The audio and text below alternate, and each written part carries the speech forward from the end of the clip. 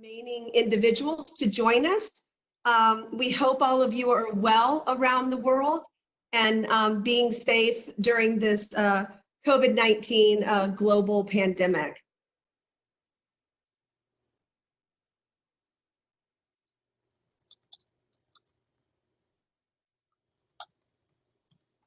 So let's get this webinar underway. We are thrilled to have you here this morning. My name is Dr. Monica Powell. I'm the Senior Associate Dean and Graduate Dean here at the Jindal School of Management at UT Dallas. And we're going to get our presentation up on the screen here in just a second. We're having a few technical difficulties, and then we're going to get this underway. So first, I would like to welcome two of our senior leaders to give you a welcome this evening. We are delighted to have with us President Richard Benson and Dean Hassan Perkul. We're going to open up President Benson's mic and let him make a few welcome remarks to all of these wonderful admitted international students whom we hope will join us this fall. Dr. Benson? Thank you, Monica, and good morning from Dallas, or maybe more accurately, good afternoon or good evening to those on the call. I am very pleased to add my words of greetings to the admitted students to the Jindal School of Management at the University of Texas at Dallas. As you've heard, I'm Richard Benson, the UT president. Very grateful that you chose UT Dallas as a place to continue your education, and I'm very pleased that you have been admitted to this superb school. UT Dallas is a university very much on the rise, and the Jindal School has been a huge part of that rise. Our federally funded research expenditures have risen about 50% in the last 3 years, and by enrollment growth, we currently stand as the nation's second fastest growing university. And as noted, the Jindal School is at the heart of that growth. And I hope to see you soon on our very beautiful campus. Of course, we know that much is being affected by the spread of the coronavirus. Please be assured that we are taking all measures to keep our campus safe and to deliver our courses online to any student who cannot make it to campus or chooses not to make it to campus. I think it is notable that we have a record enrollment for our summer session, even though all of our courses this summer are being offered online. In fact, I invite all on this call to get a jump on their studies by taking a JSOM summer course or two. So in the meantime, please stay safe, please stay healthy. I look forward to welcoming you to the UT Dallas community and seeing you very soon on our campus. Take care. Dr. Benson, thank you so much for joining us this morning. We are also thrilled and delighted to have the biggest champion of the Jindal School of Management, our fearless leader, Dean Hassan Perkul. I'd like to introduce to all these admitted students our Dean. Hassan, would you like to make a few remarks to our admitted students? Certainly, thank you. And thank you, Dr. Benson, for being with us this morning. We appreciate your support. Greetings, future Jindal School students. Welcome to our school. Let me first congratulate you on your admission to our school. Jindal School is Oh, I'm getting feedback. Okay, let me continue and see if it works. Jindal School is a leading destination for international students coming to US for business studies. You'll be following in the footsteps of many successful international alums. Our school is one of a handful of US schools that was named by an international alumnus. Naveen Jindal received an MBA from us in 1996. He currently resides in New Delhi and has operations all around the world, including here in Texas. I too was once an international student. So I do understand how it feels to be thousands of miles away, adjusting to a new school and a new culture. Rest assured, we will do everything we can to support you when you get here. Let me share with you a few points, important points, before I turn the mic back to my colleagues. First, I want to point out that we lead the nation in the MS program offerings and enrollments. Furthermore, our programs are generally very highly ranked. Second, we have a world-renowned faculty collectively ranked in the top 10 worldwide. Finally, our location is second to none. Dallas is the fourth largest and the fastest growing metroplex in the United States. It's home to many companies, large and small. This is a great place to attend school. Texans are very friendly people. We will welcome you in arms and make your stay a very pleasant and productive one. I look forward to seeing you next fall or soon after. Again, welcome to our school. Thank you. Dean Percool, thank you so much for those wonderful words of welcome to these admitted students. So just a couple of housekeeping issues before I tell you the rest of the people that are on board. If everyone will please mute your microphone, that will reduce any feedback to the presentation. In addition to Dr. Benson, our president, and Dean Percool, we have a bunch of other featured guests that are with us today who are going to answer these large number of questions that all of you submitted, and we want to do our best. Our focus is you, and we want to make sure that your questions are answered. But we have on this call all of our degree program directors, from business analytics to international management studies to information technology management. They're all here listening this morning. We have our assistant dean for the Career Management Center here with us. We have Josephine Vega, who is the Director of our International Student Services Operation, to answer questions. And then we have university admissions officials that are also here. So please, if everyone will please mute your mics, that will be very appreciated. So let's move forward in the presentation. We have a few introductory remarks, and I want to share with you our agenda that we have. First of all, we're going to cover a lot of questions.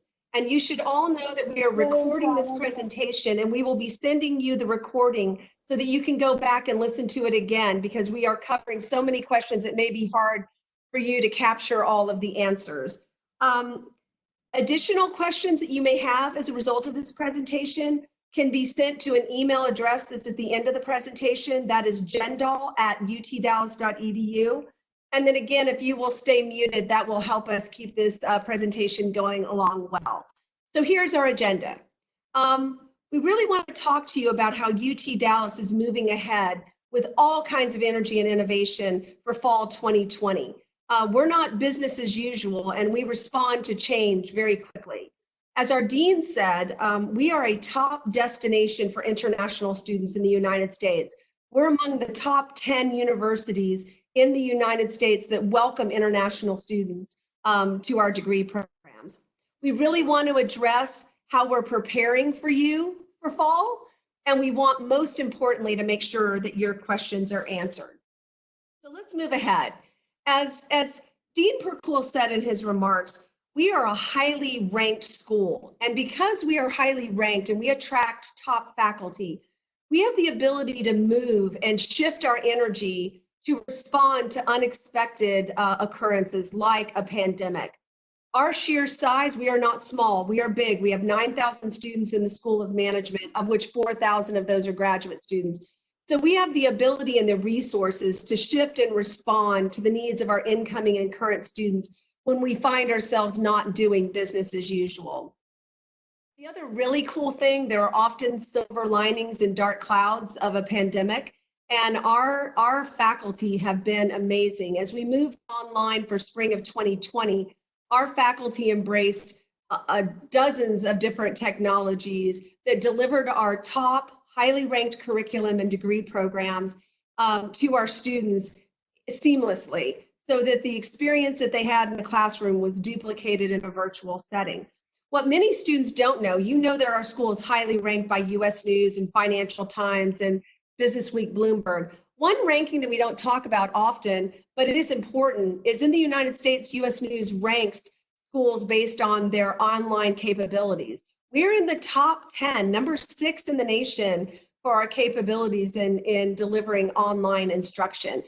So we're prepared to give all of our students a virtual experience. The faculty that teach in a virtual experience are the same faculty that are teaching on campus. Our faculty are eager to continue to engage technology and moving forward. We have a quote at the bottom of the screen. It's from one of our Texas senators, and it's really true about Texas. Texas is a big state. I love Texas because Texas is future oriented, because Texans think anything is possible. Texans think big. And man, is that true in our response to a global pandemic. So in moving ahead, international students are a top priority for UT Dallas. I'm not sure that's true at all US universities, but here it is our international students that bring the flavor and the heart of our university, not just in business, but in engineering and in many of the science disciplines as well. We've had over 5,000 graduate students, international graduate students at UT Dallas this last year, coming from 102 countries worldwide, and they are our pride and joy. They bring us the zip that our university is known for, and the number one things that students tell us in their exit surveys is an advantage to UT Dallas. Our international students drive much of our student engagement in our university organizations and in the 70+ Jindal School organizations, where our international students have met with employers, created opportunities for themselves for CPT and OPT, and where they've made friends and if they've found a lot of support. We also have great infrastructure support from our International Student Services Office and the International Center as well. I pulled this quote from an exit survey where an international student said, "I love UT Dallas because it feels like home." From the bus drivers who greet us in the morning to the faculty and staff that take time to listen and to help us grow personally and professionally. We see that comment all the time, and we're really proud that our international and our local students feel the same way. In terms of preparing for fall 2020, classes will be available face-to-face and virtually. And many of you have wondered when it is you could come to the university. Students, international students, will be welcome at the beginning of the semester in August. Classes begin on August 17th, or at the beginning of the second 8 weeks of the fall semester, which is in early October. We don't know when visa offices will open up worldwide, but we are prepared to welcome you at those two entry points. Learning and engagement will happen at a very high level despite the physical distance, even if you are taking courses from India or China or Bangladesh or France. You will find that in all of our courses, practically 50% of our courses involve student projects, and student projects are important to the learning process. So you will engage with students all around the world in a virtual setting, and you will engage with your faculty in virtual office hours as well. So you will have a robust virtual experience with us. I pulled a quote from the chancellor of the UT system, where he said, "The UT system is planning for all institutions to hold classes on campus this fall and will fully comply with state and public health guidance to ensure the health and safety of students, faculty, staff, and students." And we're also going to send a letter that was just sent to all of the international community for the UT system schools from the chancellor that came out yesterday. And in our follow-up message, we'll share the chancellor's communication to international students as well. So let's look at what your category of questions are. We love the fact that all of you responded to our Qualtrics survey and told us what you wanted to know, because our priority is our students and making sure that we've answered all of your questions about potentially joining us for fall. So look at the questions by category. We're going to talk about the fall class experience, career. Career is really important. Our international students come to the US, so they have an opportunity for internships. We had 1,500 students last year that had internships. The bulk of those were international students. We're going to talk a little bit about the Dallas advantage, where we're located and why that plays well to our students and their career issues. We're going to address some STEM-related questions around the business analytics degree. We're going to talk about visa and immigration questions that you have. Many of you had questions about closing the loop on final admission documents. We want to make sure you are assured of how that will work and how that won't disable your ability to enroll. Some A couple of you have asked about deferring your admissions. What we're hoping is we can convince you not to defer your admission and join us this fall, but we're going to also tell you how to do that. We're going to answer some scholarship questions, what it's like to live in Dallas and how we help our international students in terms of getting settled, and then a whole host of miscellaneous questions. So these speakers that are going to come up are going to reflect the wonderful diversity in our faculty and staff. So it is my pleasure to introduce our Assistant Dean, Tom Kim. Wait a second, I'm first going to address the fall class experience before I introduce him. So let's talk about the fall class experience. We are going to commence on schedule. Courses will be delivered online and on campus, which means that if you're in an on-campus class, you'll be able to have access to that course material and engagement with that class. The next question, will the quality of education for online courses differ? No. At UT, now, there are a lot of universities that hire outsiders to teach online courses.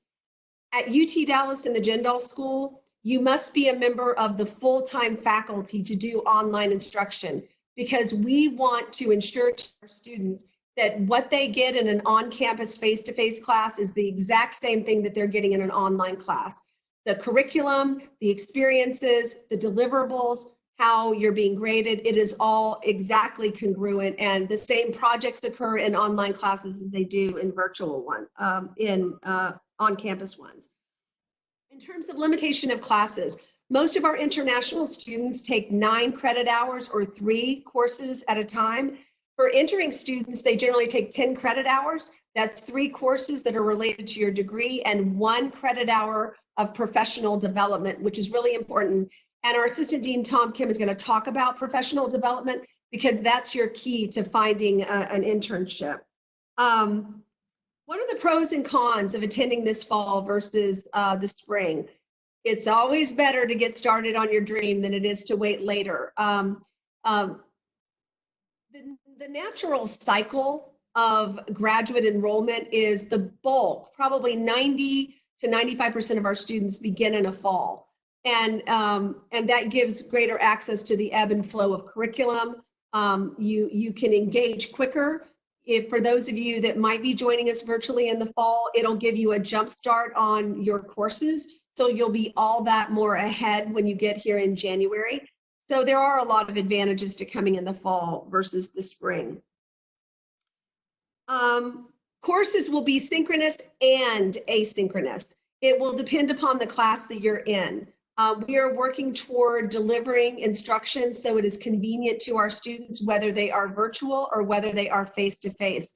So you will have exactly the same access as an on-campus student would have. Now, you might, if you're sitting in Mumbai, say, well, I can't go to class at 3 a.m. That's okay. We'll find a way to record that class so that you can get it when it's 3 p.m. And then still engage with your teammates on projects. But it will be a combination of synchronous and asynchronous instruction. I've said group projects are a big part of the learning. If you're going to be in a business discipline, then you need to practice that discipline, and group projects are a great way to do that. And again, you'll be able to connect with faculty in virtual office hours. Advising, we have the best advising shop, in my opinion, in the world. And we have advisors who will help and guide you through course selection and course enrollment. We ask that our students engage with our program directors at a very high level so they understand what is required by the degree. So you will be able to get all the same advice that you would get if you were face-to-face with us here on campus. That will all be conducted in a virtual way. What about concentrations? Many of you have asked about selecting concentrations. And I would tell, some degrees have tracks, some degrees have concentrations, and you will have plenty of opportunity to engage with your program to determine which concentration is best for you given your background. And those conversations are best had with your program directors. They will hold some webinars through the summer talking about the different concentrations and giving students guidance on whether cybersecurity is better or whether analytics is better or whether a concentration in healthcare management is better. So you don't have to necessarily know that right out of the chute. You'll have plenty of time to figure that out. When you first come in, you're taking core classes for your degree. So the elective part of the concentrations generally comes a little bit later. If you want to change your degree program, you don't need to necessarily worry about changing that in advance of arrival. You would need to meet the criteria for admission to that program, but any program change request can happen after you arrive here on campus. The only caveat is that you have to meet the admission criteria to the program that you want to switch into.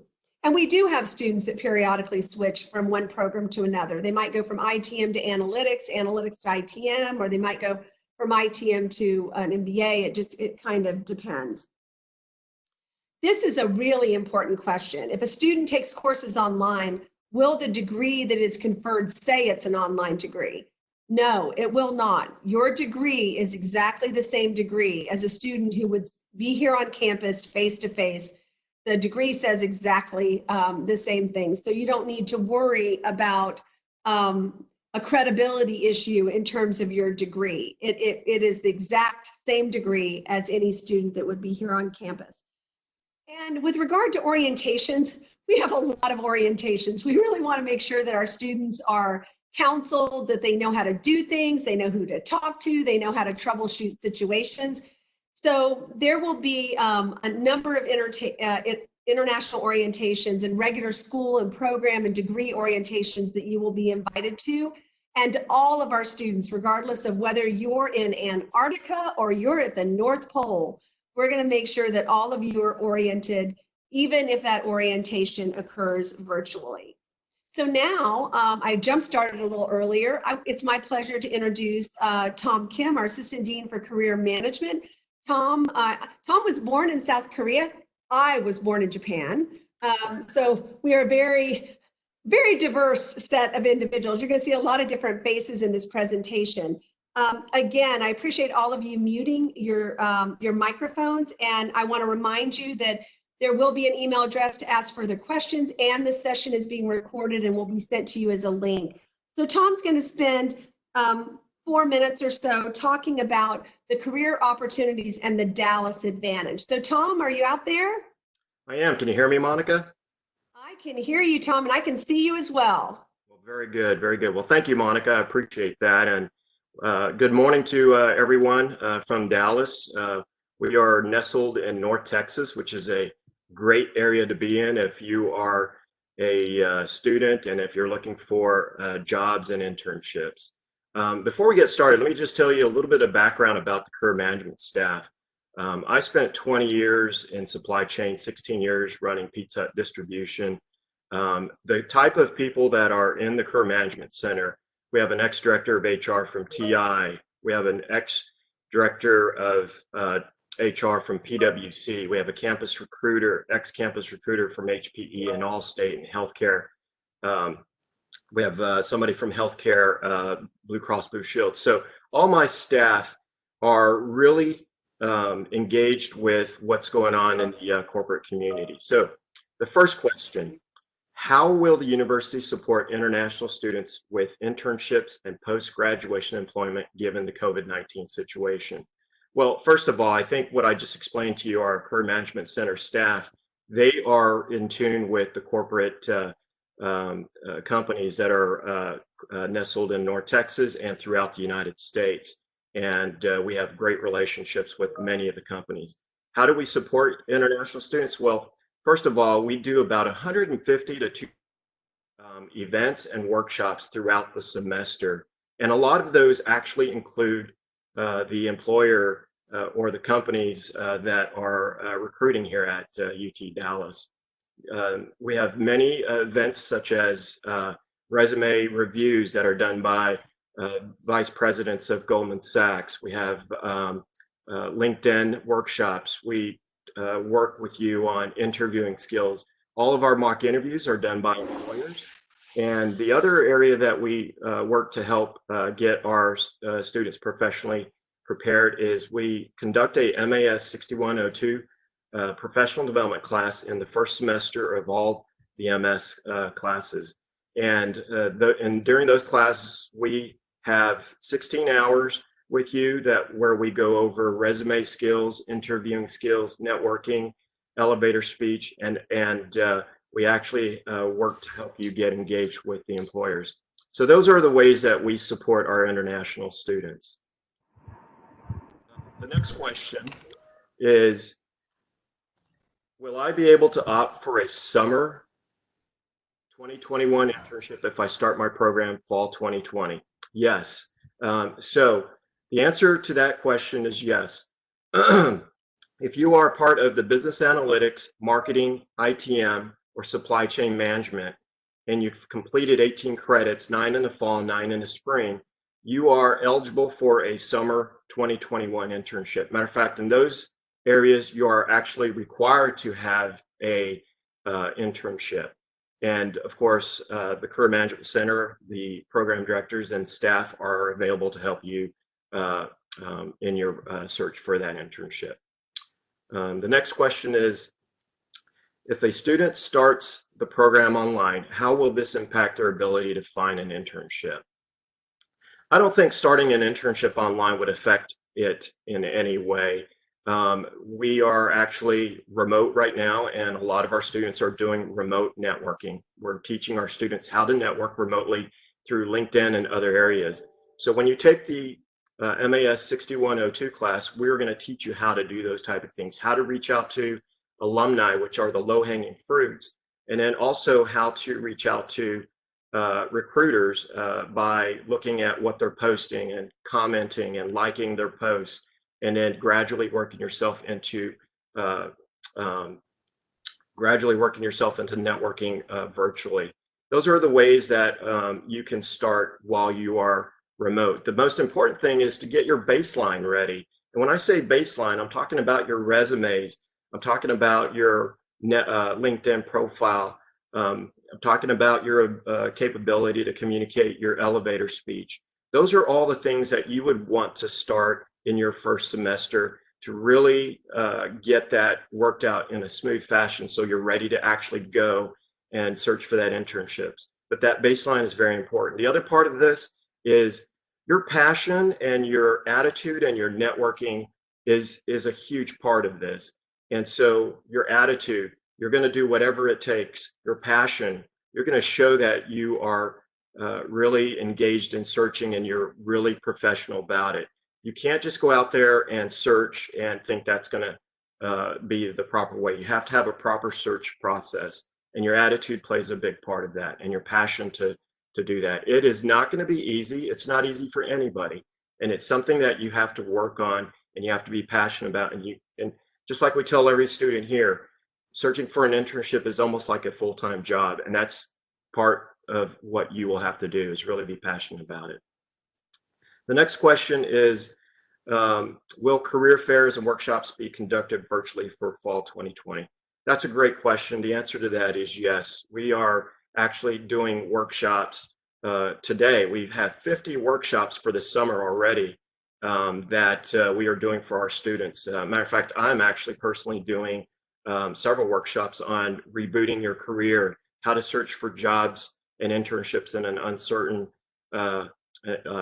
environment, uncertain market. So yes, we are doing all these workshops, and the career fair, we're working right now on several software that will help us to create an opportunity for employers to come in and meet our students virtually. Matter of fact, we've actually used a couple of items like WebEx and Zoom to bring in employers to meet with our students already. We've actually brought them into our MAS 6102 class during the summer, and it actually has worked fairly well, to the point that when we haven't done remote and virtual workshops in the past, whether we're face-to-face or not, we will continue to do the remote as we move into the future, because it's a great technology that we're getting into. The next question, what major companies are continuing Dallas on career opportunities in this new COVID-19 climate? So one of the things that we've been working on is all my staff have been making phone calls out daily to employers to see the status and situation. We've put together a list that we've shared with some of our program directors of companies that actually are increasing their hires. We're seeing a lot of hires, of course, in data analytics and technology, ITM, sales, and in other areas. But there are companies that are actually increasing and not decreasing. Give you some examples. We've talked to Goldman Sachs, HPE, Curb Dr. Pepper, Amazon, Capital One, Apple, Texas Instruments, Salesforce, Thomson Reuters, SpaceX, United Healthcare, CVS. These are some of the companies that we've actually been talking to that are continuing to hire. The North Texas area is a great area to be in, and companies will continue. Matter of fact, just for an example, I was on a conference call with the Dallas Chamber of Commerce talking to companies that are still trying to move into the Dallas area. And so the opportunities are great in that way. One of the items that I want to share with you, one of the resources that we use a lot is Dallas Business Journal. And there's an article that came out on the Dallas Business Journal that the title says, Dallas climbs to #3 in tech jobs postings, even as the numbers decline, new report says. So basically, North Texas climbed to #3 in April from #4 in March among U.S. metros for technology job postings, according to a report, which included data from multiple sources. The region jumped over Los Angeles while New York was #2 and Washington, D.C. topped all. So Dallas moved up to #3 in that ranking. Also, Texas came in at #2 for job posting counts during this month of April. So as you can see, the Dallas-Fort Worth area continues to thrive, and we are excited about that. We've even had news reports. I don't know if you've seen the news reports, but Tesla has proclaimed that they will most likely want to move their manufacturing from Fremont, California to the North Texas area. So we're excited about those type of opportunities. The next question, where can I learn about internship opportunities if I'm attending Fall Online? Great question. Once again, we are ready virtually for all of you that are attending online. This is exciting for us. We've moved all of our workshops and industry forums, career fairs to actually have a virtual part in it. We've actually moved some of our classes with employers also to be virtual. So there are a lot of opportunities with that. But other than that, we have our job site for UT Dallas called Handshake. That is all online, and those are continually be updated. All of our social media, including our Career Management Center, LinkedIn, and Instagram and Facebook, all of those areas we actually will send those into our social media, any updates from companies that are hiring. And so you have access to that through any of our social media. Also, there are access to our professional sites like Dallas Business Journal, Glassdoor.com, Going Global. These are paid sites, and it's free for our students at UT Dallas. And so even if you're attending Fall Online, you have access to all these sites. So there are many ways to get access to us. The other one is that we have opportunities that if you need help, that all of our Career Management Center folks are available through virtual appointments. And what is the university's view on a future of employment for international students in the current COVID-19 climate? Texas is very resilient. Most of you are too young to know, but there's 2 incidents in the past, 9/11 and the 2009 financial crisis. Texas was a part of that, and we actually have come out of both very strong and resilient. As I told you in a couple of those news articles, we are very sought after by companies, and we bounce back bigger, stronger, and better. Business Insider, here's another resource that I looked at. Business Insider did a ranking on the most recession-proof cities in the United States. And guess what? The #1 city is right near us, Frisco. The #3 city is Plano, and the #4 city is Denton. So out of the top 5, 3 are in North Texas. And so you're in a very good area when we talk about the opportunities for future employment here in the Dallas-Fort Worth area. One last thing, the students speak for themselves. We've actually had all the students go through the MAS 6102 classes. One student said, I feel like I've grown professionally and personally in such a short time in this MAS 6102 class. I believe it is the result of the professional development course. Though it was a short course, it has left a strong impact that will benefit me for a very long time. That's straight from the students, and we enjoy working with each and every one of you. So without further ado, I'm going to pass the next segment off to Bill Heffley. Hello, everyone. This is Bill Heffley. I'm the program director for the Business Analytics program. And the first question I'd like to address this morning is something that Tom Kim has already mentioned to you, is a question about STEM designated program changes. And there are some changes that are going to be in place that will support students in the business analytics, information technology and management, supply chain, and marketing programs starting in the fall. And Tom Kim mentioned that these programs have made a change in the coming year that says if you complete 18 hours, you may do an internship following the 18 hours. So most of our international students typically will do 9 credits in fall, 9 credits in spring, and then they'll be eligible for an internship in summer of 21.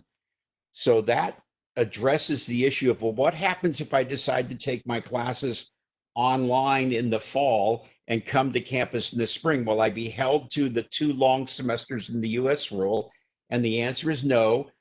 We've gone ahead and set the requirements for those programs that if you complete 18 hours, you can go ahead and do an internship in the summer of 21.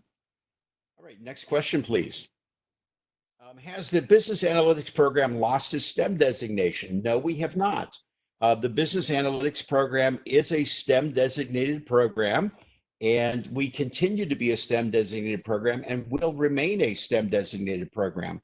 So this doesn't affect students at all.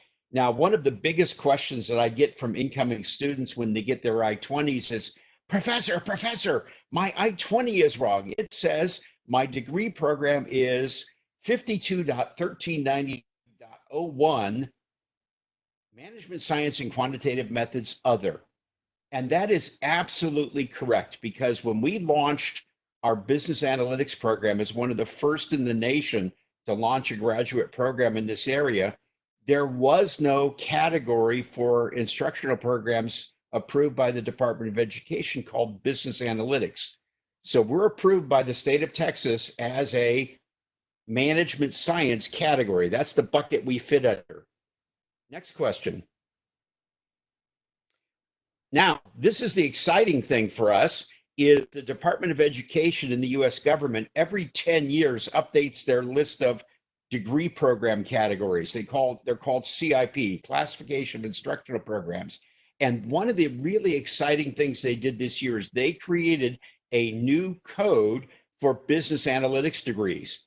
And I really look forward to moving to that code in the future, because it will help our degree and our I-20s and our immigration paperwork all align around business analytics. Next question. What if Customs and Immigration or Citizenship and Immigration Services doesn't add business analytics under STEM? Well, that's an interesting question, because we have 2 parts of the government involved in this. The Department of Education has created this new business analytics code, and we hope to move to that someday in the future. But right now, we're still under the management science code that we're under. And the other part of the government, CIS, is still working on updating their list of STEM programs. So we expect sometime this late summer or fall to see a new list of STEM programs. And hopefully the business analytics will be there. The state of Texas Coordinating Board for Higher Education and the UT Dallas, along with a number of other major schools, have asked that the new business analytics code be STEM, but we're waiting for that list to come out. If it doesn't get added, it doesn't matter to us.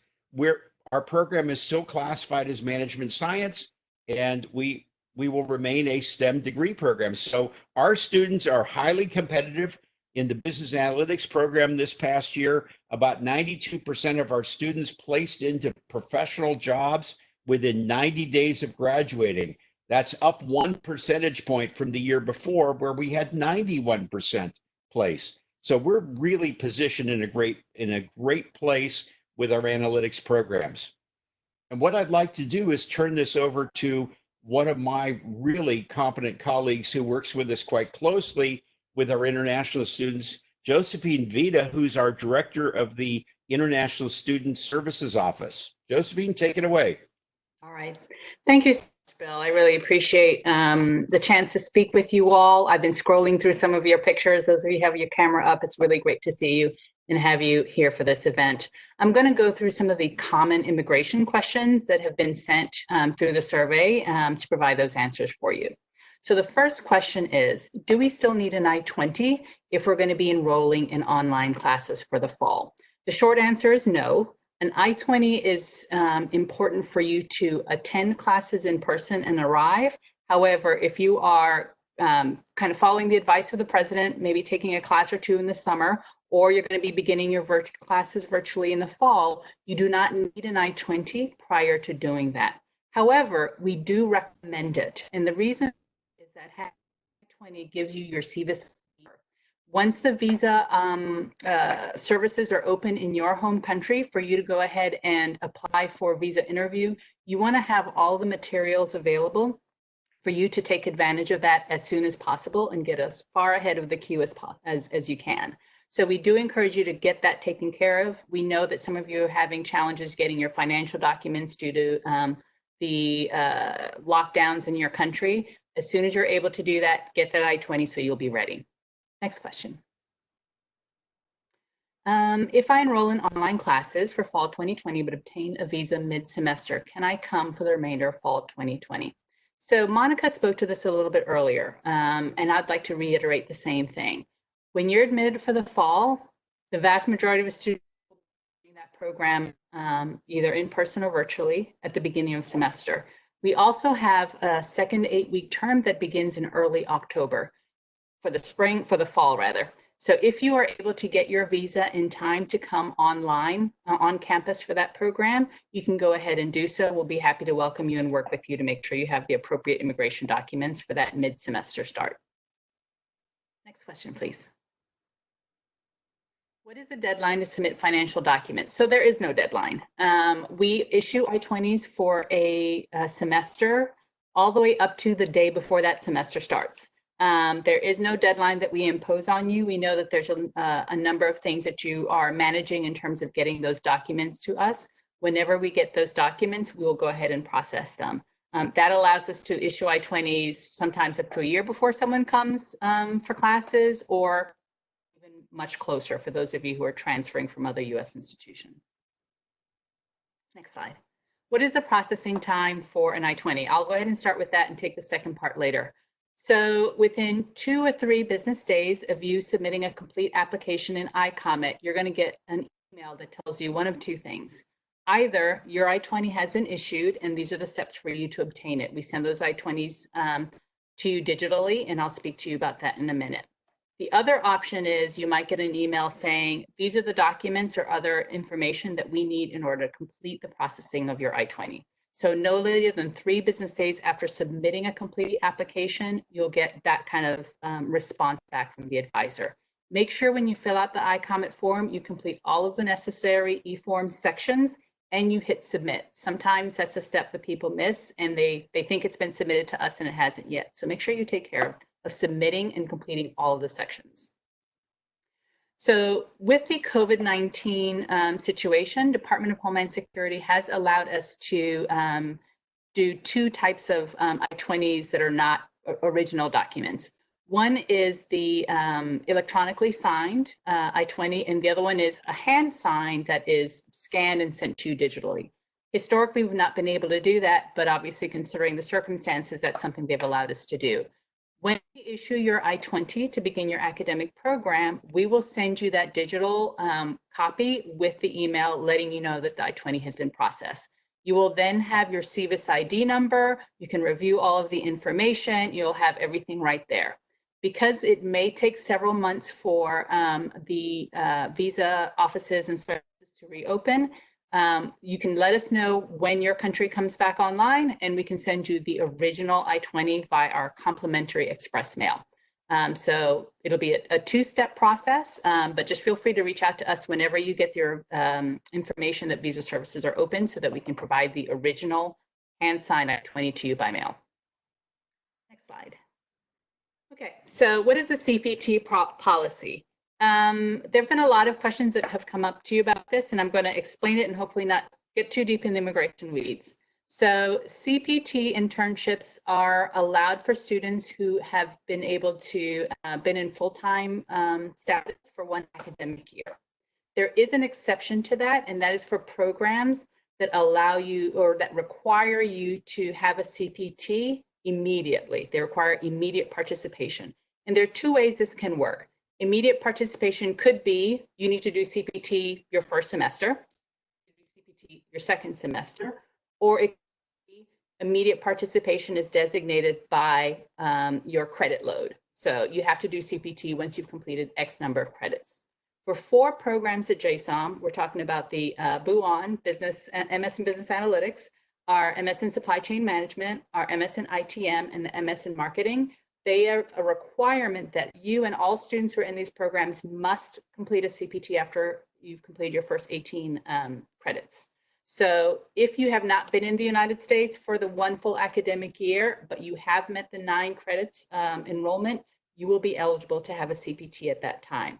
It puts you in the same place to compete with students who are in the United States who start their program fully online in the fall. They will be eligible in the spring after 2 semesters of full-time enrollment.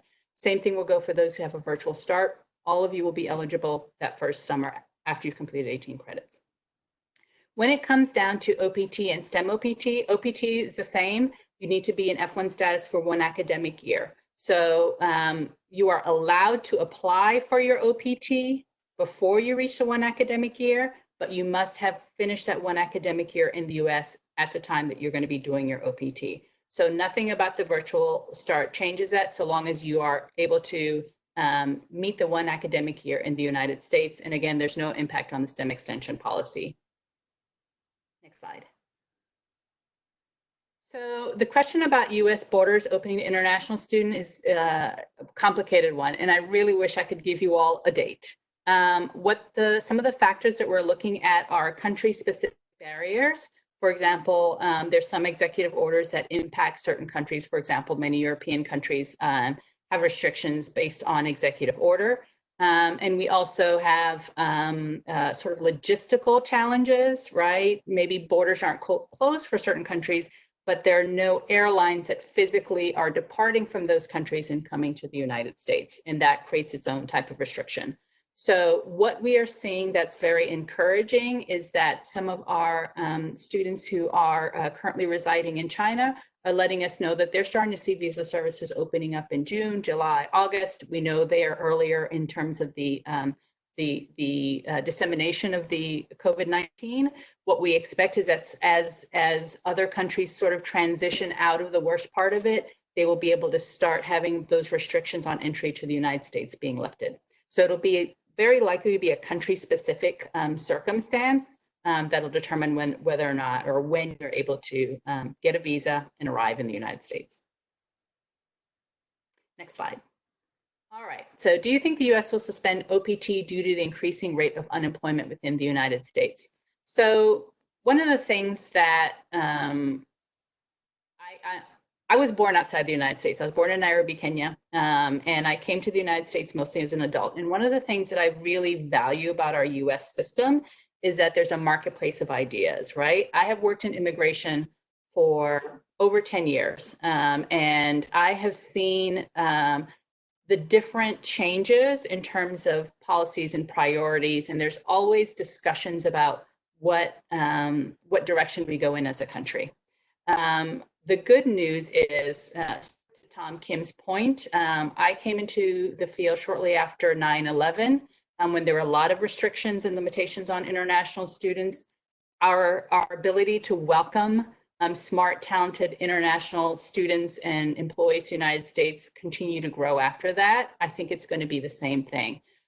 The reality is that during this time, USCIS has been a lot more flexible and a lot more accommodating in terms of the guidance they've allowed us to do, in terms of switching to online classes, allowing even CPTs online. They've been a lot more flexible than I would have imagined, and I've been very much encouraged by that.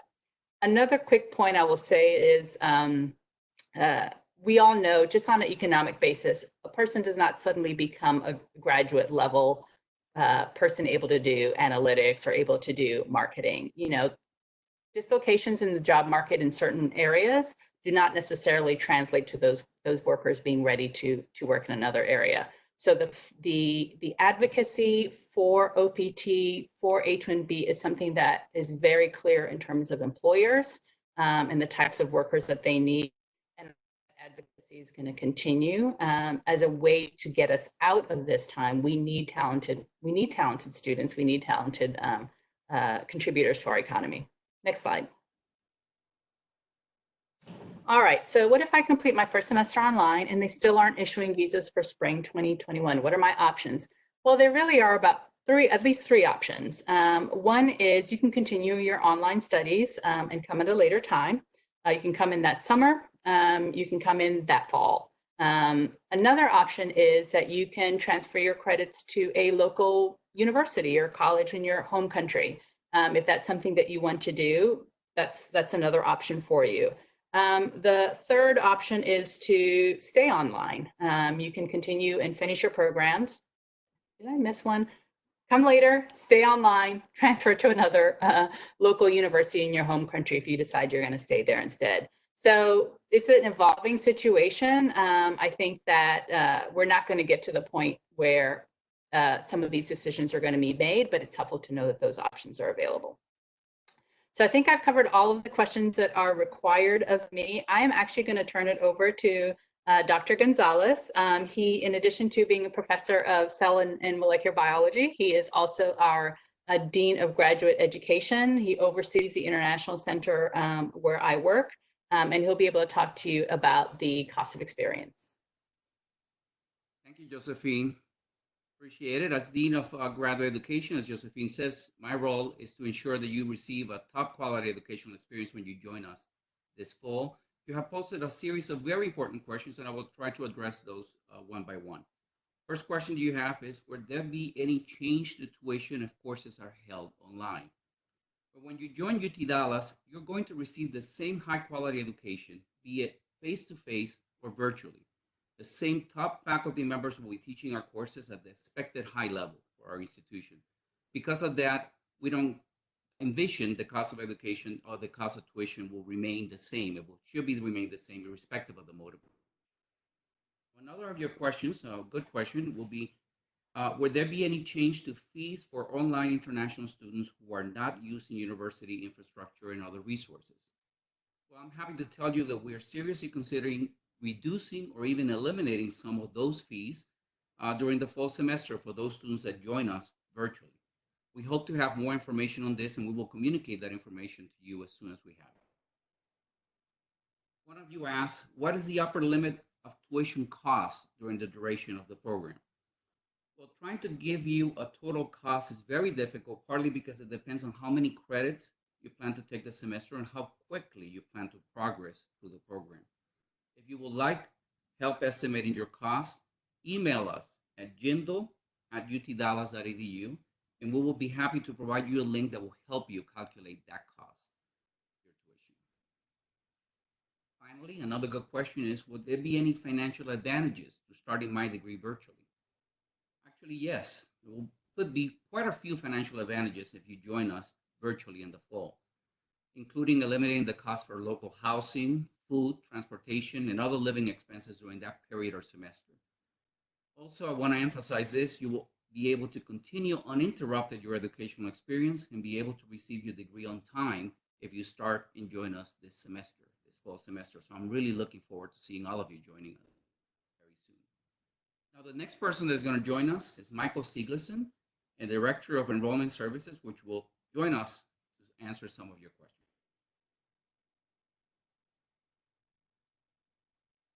Hello, everyone. I'm happy to be with you virtually, and I hope you'll forgive that I'm not on video, but I'm dealing with some low bandwidth quality issues, and so I'm restricted to audio only, but I'm visually there with you all in spirit and tracking the presentation. So I am happy to represent our admissions team, and admissions, our goal is to make sure that you all have a seamless experience, that you can get your documents submitted, and we partner with each of the graduate programs to make sure that you have a great onboarding experience getting your documents in and sent over to us.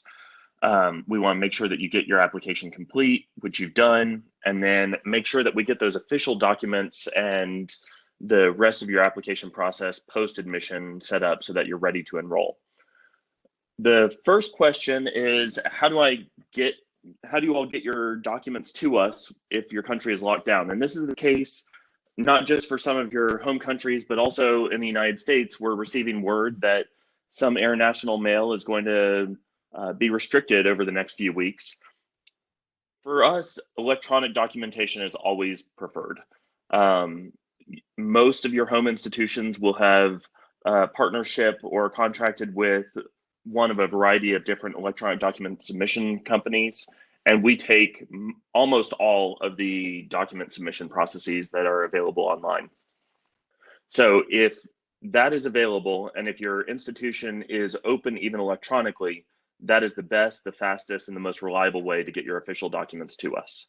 If that is not possible, then mail is the second best choice. But if mail is not possible, then please contact us at admission@utdallas.edu or jindal@utdallas.edu, and we will work with you to identify a good way of getting those documents to us so that you can be ready. Next question. What is the last day to submit official documents in order to enroll for the fall 2020? Normally, we like to have official documents before the start of classes. That's going to be a challenge this semester. We recognize that. So we've already moved the deadline to October 1st because of COVID. And we have actually already moved the holds for those official documents to October 1st. We want to make sure that we are supportive of you. We understand that there's a lot of challenges going on. And so we want to work with you on an ongoing basis to make sure that this is a smooth and seamless experience. Next question. And so due to COVID-19 and the situation, if your exams are delayed or if something's going on so that your results, your exams, and your official documentation is not ready by the end of August, do you have to delay or defer your admission, or can you go ahead and get started? We want you all to get started with us in the fall if that's going to be the best choice for you. We want to partner with you. We recognize that schedules are a little bit delayed. So just like we've moved the October 1st deadline for official documentation, we want to work with you. Some of this is going to be a case-by-case basis, though. For some of you, it may be that your exams have actually been pushed into October, November, or even December. At a certain point, that may actually make more sense to defer, but we want to work with you on a case-by-case basis because for the most part, many of you should be able to go ahead and get started even if your documentation is going to come in a little bit later.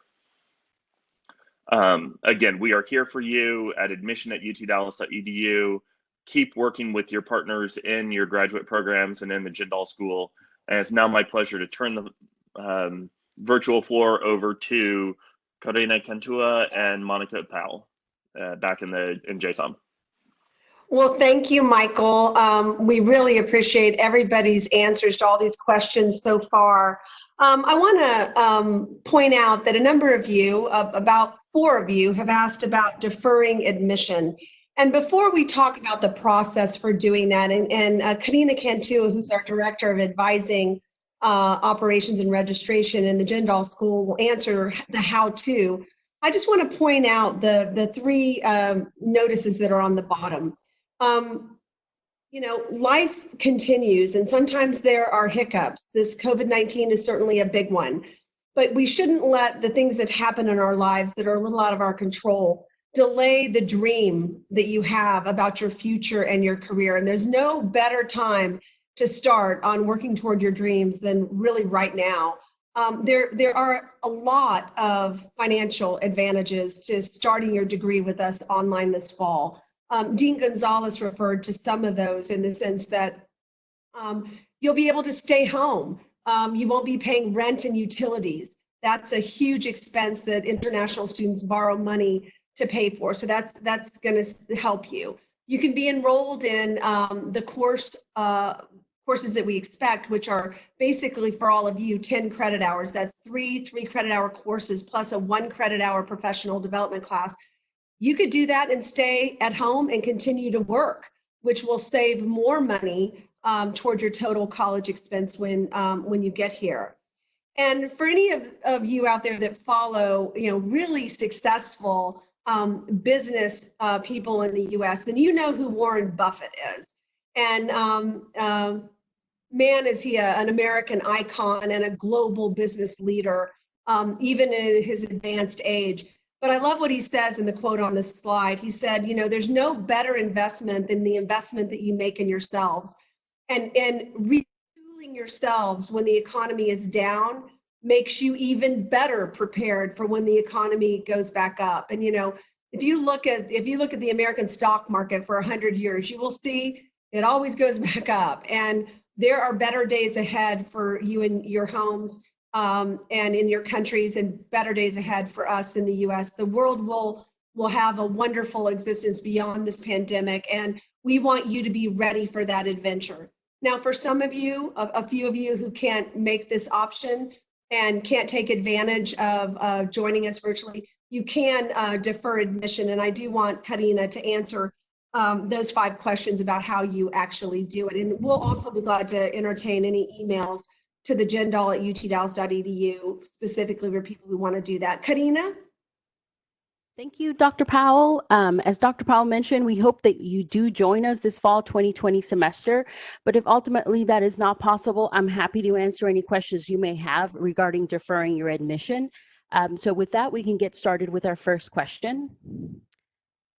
Can I defer my admission? Yes, the simple answer is that you can. Once you have been officially admitted, you're able to defer your admission.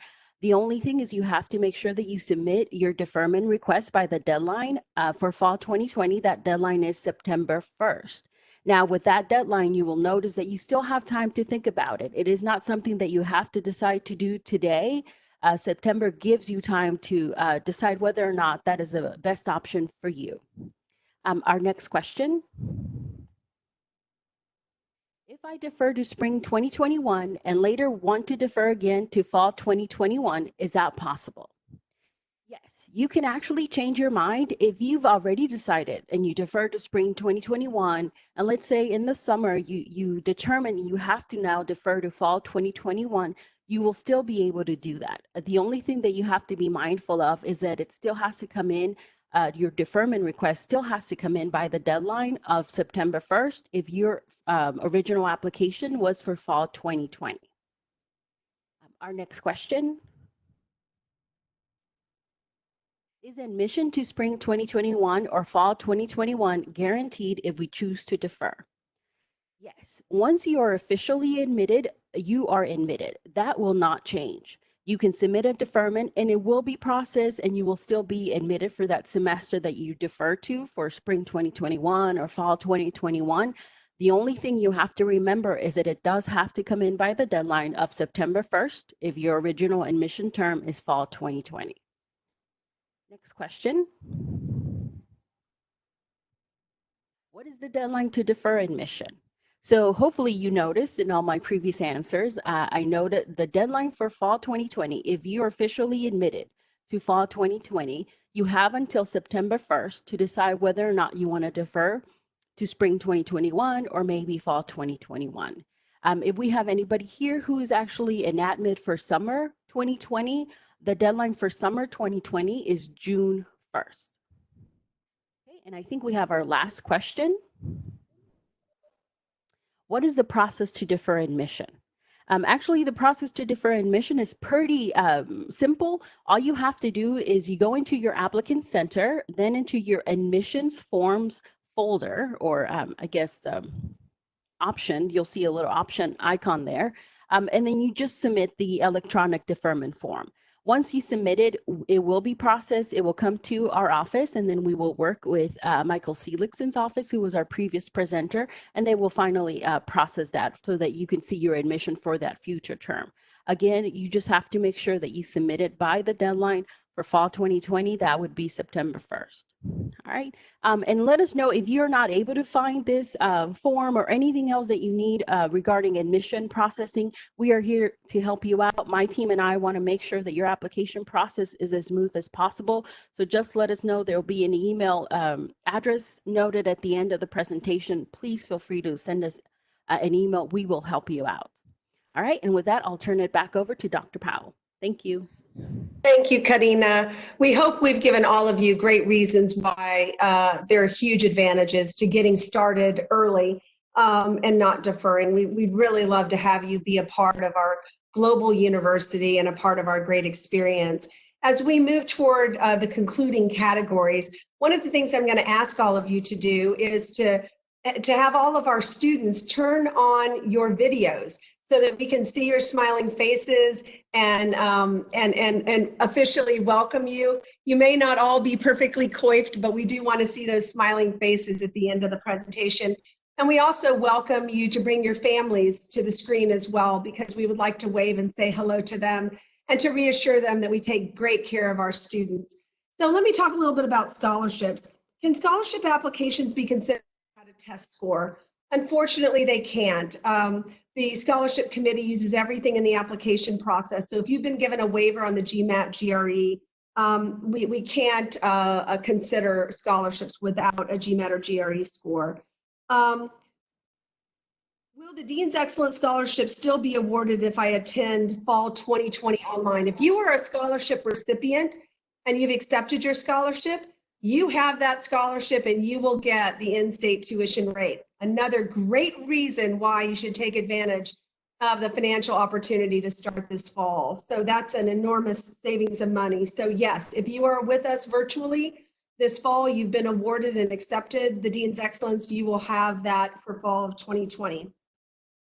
Can I accept the scholarship offer if I missed the deadline? Yes. Do you see that email at the bottom of the screen, that JSOM-grad-scholarship@utdallas.edu? You are welcome to send an email to the scholarship committee and they will reconsider the awarding of your scholarship if you missed that deadline. Next question, if I defer to spring 2021, can my scholarship offer be deferred? Unfortunately, we can't defer scholarships. We give away the greatest bulk of scholarship money in the fall. You would, if you get that scholarship, you would get in-state tuition for fall and spring. We don't give away very much money in the springtime. So if you defer and then you apply for scholarship, it's likely that those funds may be depleted. So you'll want to join us in the fall. And how do you extend your scholarship so you get another one after the first year?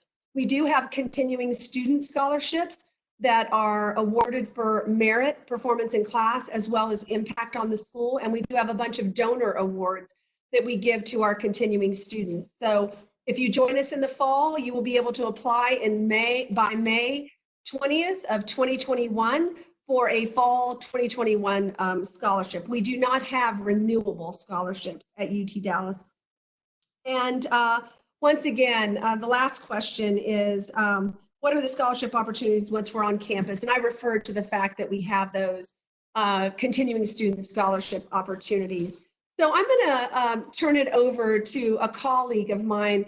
His name is Gaurav Shekhar. Gaurav's a special individual. He has been in your shoes, sitting in India as a student many years ago. He went through our management, science, information technology management program, went out and did a corporate job, and then came back to join us. And he's going to talk about living in Dallas. So I do hope that at this time, you guys will turn on your pictures so we can see who you are, and you can see Gaurav as well.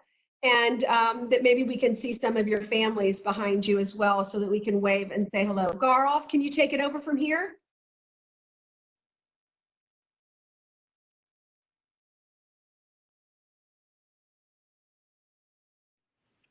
All right, can you hear me? We can hear you, Gaurav. Terrific. All right, thank you so much.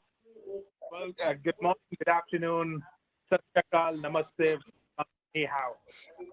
Wherever you are in the world, this is exactly what people hear in that. Saying that is because for a lot of us who've been here for years and years, we definitely can vouch for one thing, that we is the best product. So you will never feel that you're out of your country, because it doesn't matter from where you come, you will find a strong community here in Dallas, a thriving community from your home country. And the best part about it is how it amalgamates with the American culture. There are several good things about Dallas, and let's see what some of the questions that we have here. How can I find resources for off-campus living? Now, as I said, that we got a great community here. You know, even before you land here from your home country, one of the greatest highlights of UT Dallas are the different student organizations that we have. We have the Indian Students Association, Chinese Students Association, Bangladesh Students Association, Pakistan Students Association, Taiwanese Students Association. In short, think about, you know, from wherever you are, and there is a student association right here. What they do for you, they've got great resources. They help you right from the time you arrive to UT Dallas. In fact, several months before you come to UT Dallas, they are some of the first people that you get connected to, because you've got questions about your applications, what you need to do to get ready, who do you live with, what are the different resources available, and all these student organizations help you. They've got Facebook groups, WhatsApp groups, Telegram groups, WeChat, whatever you can think of, but there's a high probability that at this point of time, you may be already connected to some of them, and they are out there helping you out with a series of things to get you settled, not only get you settled, but also throughout your time here at UT Dallas. And again, once you are with these student bodies, it's not that right after you graduate, it diminishes or it goes away anywhere. It is a strong bond that you have forged for life. Some of the best friendships are found in these groups. So there is definitely a lot of support here. And in fact, even in the industry that is out here in Dallas, you know, there are professionals from all over the world who work here. So you will never find yourself out of place. If you think that food might be a problem and you might get homesick, I can totally tell you that whatever cuisine you like, there would be at least 10 restaurants within a few miles from the campus that will that you can go to and savor all the delicacies. In short, it's an image of your home that is created here in Dallas by you and by people like you. And as you grow in this city, in this metroplex, you will see how ingrained you get with this community over a period of time. Next question, please. How do international students find roommates? Well, all you have to do is get on top of a building and shout out for a roommate and you'll find one. Well, you know, in some cases, it is as simple as that. A lot of these different groups that we have on Facebook, WhatsApp, students start from there. So let me take an example of, say, the Indian Students Association. I happen to be the faculty advisor as well for that. And what people do is there are these Facebook groups, especially one of them that I'm thinking about right now is the Indian Students Travel and Living. And there are about 8,000 members on that group. All a student does is puts out a note there that they're looking for a roommate. And the next thing you see is a lot of direct messages coming back to you. And then you can get in touch with these people, connect on WhatsApp, talk to them. And most of our students, you won't believe this, would have already signed a lease before even they step their foot in the country. And they know who their roommates are. They've already talked to them enough number of times, and they're ready to be accommodated in an apartment before they come here. So definitely, I would say that all this, the support that is out there, it makes transitioning from your home country to Dallas, to UTD, very easy. Next question, please. Upon arrival to Dallas, are there any resources to pick up and drop off? And one of the things that we take huge pride in is the fact that none of our international students ever find this particular piece challenging. The reason is because our student organizations, especially the ones from different countries, they have a set of offering out there. For example, you know, several weeks before you come to UTD, you would have already filled out a form where you indicate when you are arriving to UTD, and there would be people waiting outside the airport, waiting for you. They will help you haul your luggage into different vehicles that they have. And it doesn't matter whether you arrive to Dallas at 2 a.m. in the morning, there would be somebody who will be waiting out there. In fact, again, just taking an example of the Indian Students Association, and let me tell you, all our different students associations from different countries are alike in terms of the services they provide. They are the best things, by the way, that we have in UTD. So for 24 years, it started in 1996, the Indian Students Association.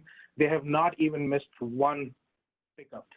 And in some cases, for some of you who may have already booked your tickets to come down to Dallas, the students connect from Dubai, they connect from London to come down to Dallas. And in some cases, people would have arrived in London, and that's when they send an email that, hey, I'm arriving in Dallas in 10 hours. Guess what? There would be somebody who still make time to be there and make sure that when you step out of the airport and you pick up your baggage, there is a familiar face waiting to pick you up. And that's a great thing. It's a free service. You don't have to pay for it. In fact, just to expand on the different kind of help that you get there, it's not just the pickup and drop off to your designated place where you're staying, but say for some reason you arrive in Dallas a couple of days before you can take possession of your apartment. They would provide you with temporary accommodation because some current student would have volunteered to open their houses for you to stay in. They help you in setting your bank accounts, taking you to the banks. They also help you with, if you want to get a new mobile SIM, they will have vendors come to your apartment complexes and set up a booth there so that you don't have to really step out anywhere.